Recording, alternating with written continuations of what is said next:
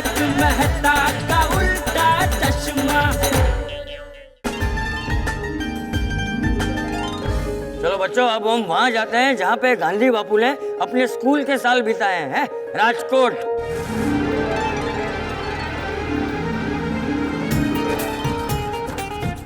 बच्चों, ये है कबा का डेला। गांधी जी के पिता करमचंद गांधी जी को कबा कहते थे। बच्चों, करमचंद गांधी जी राजकोट के दीवान थे। महात्मा गांधी जी अपनी छोटी उम्र में पोरबंदर से इस घर में रहने के लिए आए थे। 1881 से लेकर 1920 तक वे लोग इस घर में रहे। फिर परिस्थिति के कारण उनको ये घर बेचना पड़ा और फिर उस समय के सौराष्ट्र के मुख्यमंत्री ढेबरभाई ने ये घर खरीद लिया। लेकिन फिर गांधी बापू की 100वीं जन्म जयंती पर गांधी स्मृति के नाम से म्यूजियम के रूप में समाज को अर्पित कर दिया।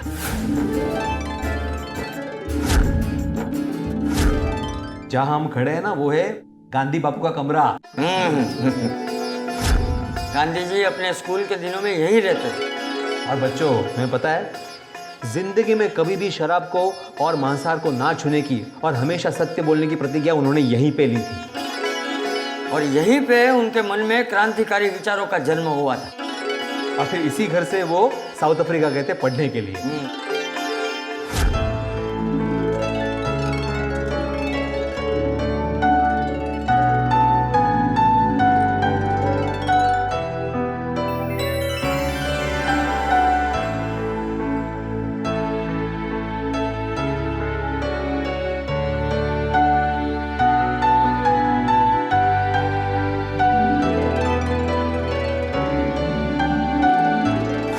वाह भिड़े अंकल, यहाँ पे सच में गांधी जी के बारे में बहुत कुछ पता चला। हमें बहुत मजा आया। अरे लेकिन बच्चों, अभी बहुत कुछ देखना बाकी है। अभी और क्या देखना बाकी है बाबा? स्कूल। क्या भिड़े अंकल, यहाँ पर भी आकर स्कूल। अरे गोया, ये कोई साधारण स्कूल नहीं है। महात्मा गांधी जी जहाँ पढ़े थे वो स्कूल, गांधी जी का स्कूल। बच्चों, ये है Alfred high school. Mahatma Gandhi ji की पढ़ाई इसी स्कूल में हुई थी। आजादी के बाद गांधी जी के सम्मान में इस स्कूल का नाम रखा गया मोहनदास गांधी विद्यालय। और बच्चों, पिछले साल ही राजकोट की महानगर पालिका ने इसे गांधी म्यूजियम का रूप दिया है, जिसका उद्घाटन हमारे माननीय प्रधानमंत्री श्री नरेंद्र मोदी जी ने किया। तो चलिए ना, जल्दी से अंदर जाके देखते हैं। हाँ चलो चलो, मैंने तो टिकट्स भी ले ली है। चलो।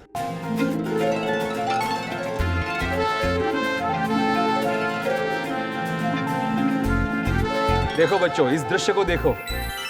ये दृश्य हमें ये बताता है कि गांधी जी बच्चों को कैसे पढ़ाते थे। बाबा, हम लोग यहाँ बैठ सकते हैं? हाँ हाँ बिल्कुल। देखो बच्चों, गांधी बापू ने अपना बचपन यहाँ पर बिताया था और अपनी स्कूल की पूरी पढ़ाई भी उन्होंने यहीं पर की थी। 18 साल की उम्र तक यहाँ पर पढ़ाई करने के बाद फिर आगे की पढ़ाई करने के लिए गांधी जी भावनगर और मुंबई गए। और हाँ, फिर बैरिस्टर बनने के लिए वो लंदन गए।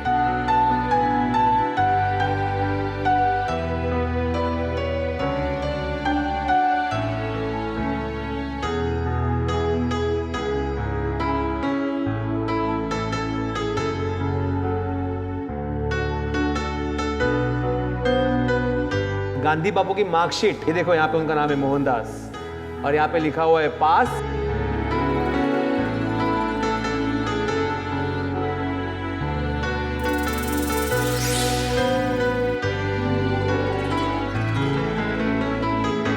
हमने गांधी जी का जन्म स्थल, घर, स्कूल, ये सब तो देख लिया है।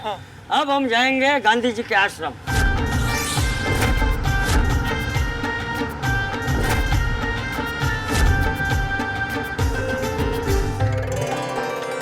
आओ बच्चों, आओ।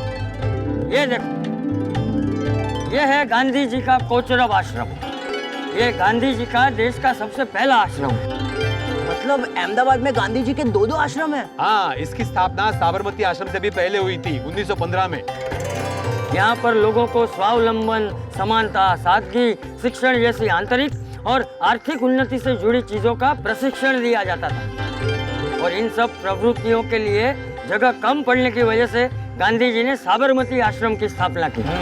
और हाँ बच्चों, ये वो भूमि है जहाँ पर गांधी जी को सरदार वल्लभ भाई पटेल मिले थे और हमारे देश को दूसरे महापुरुष की प्राप्ति हुई थी। Wow, this is so interesting. और हाँ बच्चों, आश्रम में नौकर ना रखने का आग्रह था, इसलिए खाना बनाना, पानी भरना, सफाई करना, ये सभी काम आश्रमवासी खुद किया करते थे।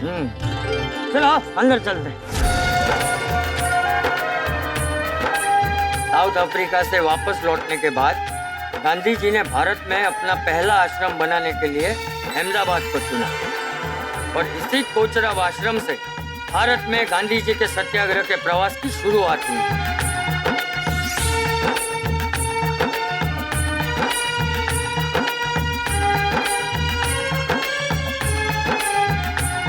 ये देखो, ये इस आश्रम का रसोई घर था। ये देखो, यहाँ पे समय भी लिखा हुआ है। सुबह 6:30 से 7 के बीच में सुबह का नाश्ता, सुबह 10 से लेके 12 बजे के बीच में दोपहर का खाना, और रात का खाना तो देखो, उसका समय देखो, शाम को 5 से लेके 6 के बीच में खाना खा लेते थे। तो दादाजी 6 बजे के बाद भूख लगे तो? उस जमाने में सब लोग जल्दी सो जाते थे और सुबह जल्दी 4 बजे उठ जाते थे। तभी क्या है ना बेटा कि ये मोबाइल, कंप्यूटर और टीवी वो सब नहीं था ना। हाँ तो बच्चों, मजा आया कि नहीं? हाँ दादाजी, बहुत मजा आया। हाँ तो चलो, अभी मैं तुमको ले चलता हूँ साबरमती आश्रम। यही है विश्वविख्यात साबरमती आश्रम, जहाँ से गांधी जी ने अपने नमक सत्याग्रह की शुरुआत की थी।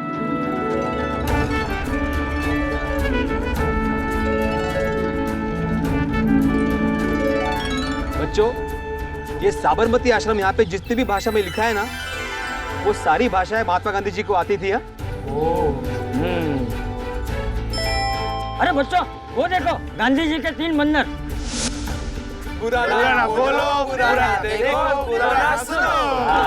शाबाश। चलो आगे। चलो, साबरमती नदी तो एकदम पास में ही है। अरे इसीलिए तो गांधी बापू को साबरमती का संत भी कहते थे। ये आश्रम 100 साल पुराना है ना? बिल्कुल बिल्कुल। सुनो बेटा, इस आश्रम की स्थापना हुई थी 1917 में। ये आश्रम हमेशा से देशवासियों के लिए, देश विदेश के बड़े बड़े नेताओं के लिए प्रेरणा स्रोत रहा है और स्वतंत्रता के कार्यों के लिए केंद्र बिंदु रहा है। गांधी बापू यहाँ पे लोगों में स्वतंत्रता जगाने के साथ साथ खेती, पशुपालन, ग्रामोद्योग जैसे रचनात्मक कार्य भी करते थे। ओए यार, मैं तो ये सब देखने के लिए बहुत एक्साइटेड हूँ। हाँ, चलिए चलिए, सबसे पहले गांधी जी का घर देखते हैं। चल बेटा। ये देखो बच्चों, ये है गांधी बापू का घर।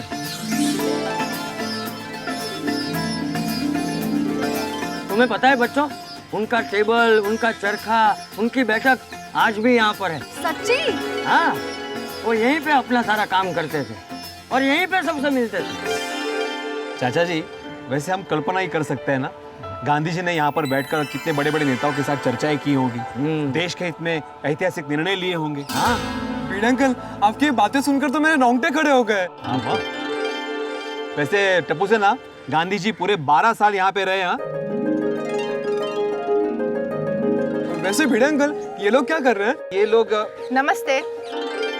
ये आपको बताएंगी। हिंदू कैलेंडर के अनुसार भाद्रवद 12 को गांधी जी का जन्म हुआ था। गांधी जी चाहते थे कि उनका जन्मदिन चरखे के जन्मदिन के रूप में मनाया जाए, इसीलिए इस दिन को रेटिया बारस के नाम से जाना जाता है।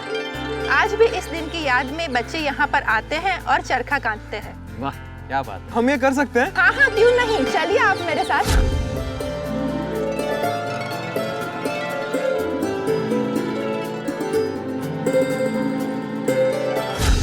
वाह वाह। हाँ, यहाँ पे है कस्तूरबा जी का रूम, ये उनका गेस्ट रूम, और यहाँ पे है उनका किचन। अंकल, तो पहले किचन देखते हैं ना। क्यों? मुझे भूख थोड़ी लगी है। मुझे भूख थोड़ी लगी है, मैं तो ऐसे ही जनरली बोल रहा था। पहले किचन देखते हैं। आप पलटी मारे देगा। आओ आओ, पहले आ जाओ। चलो चलो। ये है उनका किचन, मतलब उस वक्त था। हाँ, आप देख सकते हैं यहाँ पे।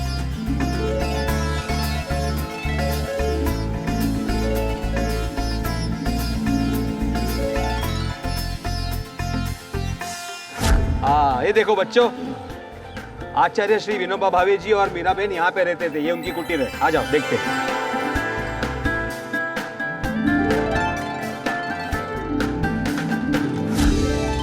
ये है साबरमती आश्रम का म्यूजियम।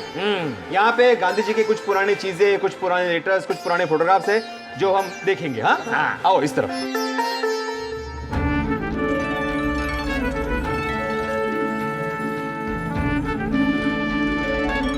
देखो बच्चों, ये है नमक सत्याग्रह का मॉडल। 12 मार्च 1930 को गांधी बापू ने नमक सत्याग्रह के लिए यहीं से दांडी कूच की थी।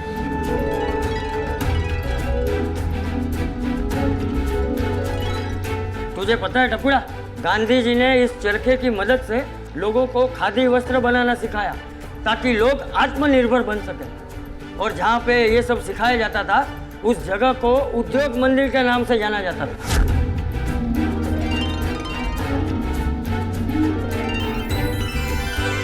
वाह दादाजी, बहुत ही मजा आ गया। कोचरब आश्रम तो अच्छा था ही, ये साबरमती आश्रम भी बहुत अच्छा है।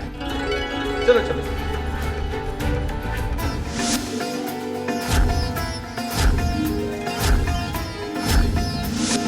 बाबा, गांधी जी का ये सेवाग्राम आश्रम तो बहुत ही बड़ा है। हाँ सुनो बेटा, क्योंकि ये पूरा आश्रम 300 एकड़ में फैला हुआ है। ओहो, पर महाराष्ट्र के इस वर्धा में गांधी जी का नाते सेवाग्राम आश्रम से कैसे जुड़ा? टप्पू बेटा, गांधी जी ग्रामीण निर्माण कार्यों के माध्यम से देश की सेवा करना चाहते थे और इसीलिए वो एक गांव में जाने की सोच रहे थे, जहां आश्रम बनाकर स्थानीय लोगों को उनके अपने सपने पूरा करने के लिए प्रशिक्षित किया जा सके। इस बीच गांधी जी के बेहद करीबी उद्योगपति जमनालाल बजाज ने उन्हें वर्धा से लगभग 4 मील दूर इस गांव में आश्रम की स्थापना करने का सुझाव दिया। गांधी जी ने इस प्रस्ताव का स्वीकार कर लिया और ये आश्रम 1936 में सेगांव गांव में स्थापित किया गया, जिसे बाद में सेवाग्राम आश्रम के नाम से जाना गया। तुम्हें पता है बच्चों, आजादी की लड़ाई में ये आश्रम बहुत सक्रिय था। चलो देखते हैं। चलो चलो चलो, मजा आ जाएगा। ये वो स्थान है जहाँ गांधी बापू अपने साथियों के साथ प्रार्थना करते थे। वो हमेशा कहते थे कि खुले आकाश के नीचे या खुला मैदान ही प्रार्थना के लिए उपयुक्त स्थान है। और उनकी प्रथा को कायम रखते हुए आज भी यहाँ हर रोज प्रार्थना होती है। क्या बात है। चलो बच्चों, आओ। इस आश्रम की सबसे पहली कुटीर। शुरू में इस आश्रम में यही एक मकान था और तभी यहाँ स्नान घर और रसोई घर भी थे, इसलिए इसे आदि निवास कहते हैं। और 1942 के भारत छोड़ो आंदोलन की सभा भी यहीं पर हुई थी। आओ आओ। सत्ता का त्याग करके सेवा को अपनाते हुए महात्मा गांधी जी ने भारत के बिल्कुल केंद्र में वर्धा में सेवाग्राम आश्रम की स्थापना की थी। बच्चों, ये देखो, ये है कस्तूरबा की कुटीर। बापू को मिलने के लिए जितनी भी महिलाएं आती थी ना, वो बा के साथ इसी कुटीर में रहती थी। ये है बापू कुटीर। बच्चों, इस कुटीर को वैसे के वैसे ही रखा गया है जैसे वो उस जमाने में थी। यहाँ पे बापू की कई सारी चीजें भी है। आओ देखते हैं। हाँ, चप्पल निकालना बाहर। सेवाग्राम का सिर्फ एक ही उद्देश्य था, निस्वार्थ सेवा। ऐसी सेवा जिसमें न धन की लालसा हो, न सत्ता का मोह, केवल मानवता की सेवा। और इस सेवा के संदेश को भारत के केंद्र वर्धा में से पूरे भारत में फैलाया जाए। हाँ देखो बच्चों, यहाँ पे लिखा है गांधी जी का दफ्तर। ये है गांधी बापू का दफ्तर, जहाँ पे उनके सहयोगी काम करते थे। यहाँ पे उस जमाने का टाइपराइटर भी है। अच्छा भिड़े अंकल, मतलब आपके जमाने का? ये गोलिया उस वक्त पैदा भी नहीं हुआ था। और यहाँ पे एक टेलीफोन बूथ भी है वर्गा। अंकल, टेलीफोन बूथ क्यों? क्योंकि टप्पू बापू गांव में बस गए थे, तो बापू और अंग्रेज सरकार का एक दूसरे से संपर्क करना मुश्किल हो गया था। तब अंग्रेज सरकार ने बापू को ये टेलीफोन उपलब्ध करवाया था। अरे वाह। आओ अंदर देखते, आओ।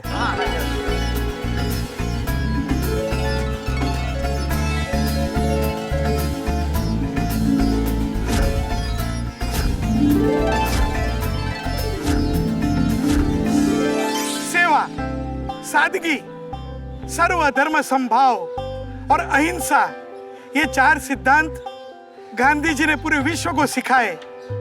मारू जीवन एज मारो संदेश। जो देश की प्रजा अपनी राष्ट्रभाषा और मातृभाषा का सम्मान करती हो और अपने इतिहास को याद रखती है, वो ही देश की प्रगति होती है।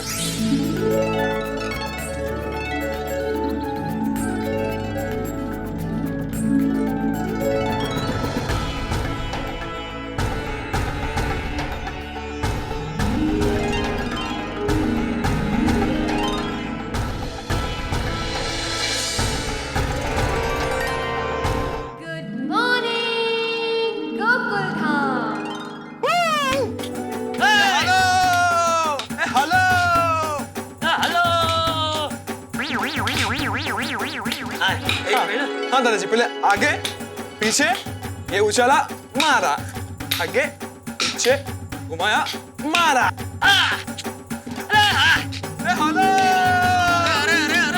नवरात्रि कल से और दादा पोते की नवरात्रि आज से शुरू हो गई।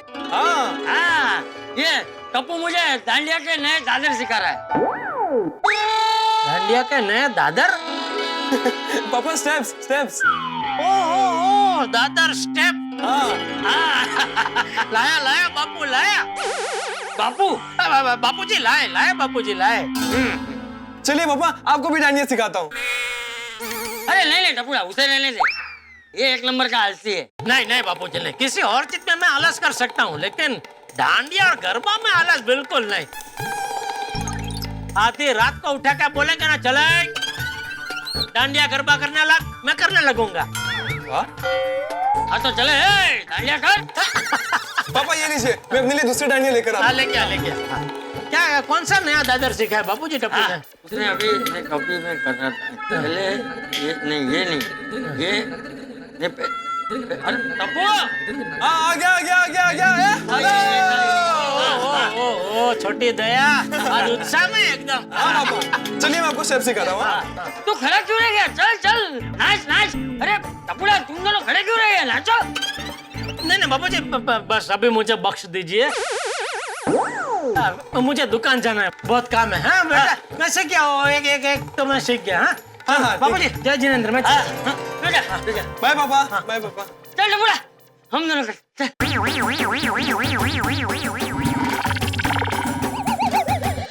तो मित्रों, देखा आपने कल, आज और कल यानी कि दादा, पुत्र और पौत्र, दादा, बेटा, पोता, तीनों पीढ़ियां एक साथ। मित्रों, गड़ा परिवार भाई कमाल है, तीनों पीढ़ियां एक साथ रहती है, हंसती है, खेलती है, और यकीन मानिए जिंदगी का आनंद तीनों पीढ़ियां एक साथ मिलकर उठाती है, और तीनों पीढ़ियां साथ में गरबा भी खेलती है।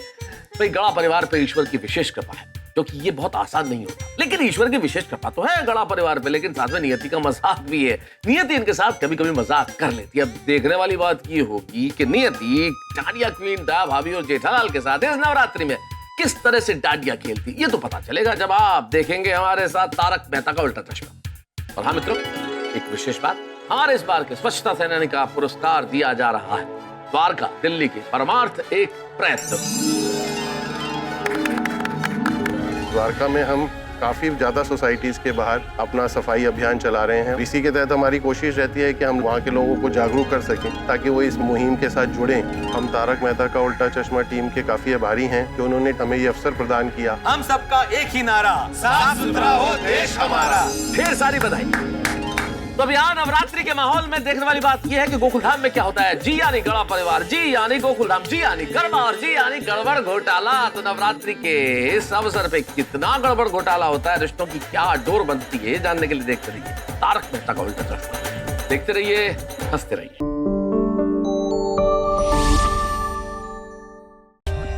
For more updates, subscribe to our channel, click the show links and enjoy watching the videos.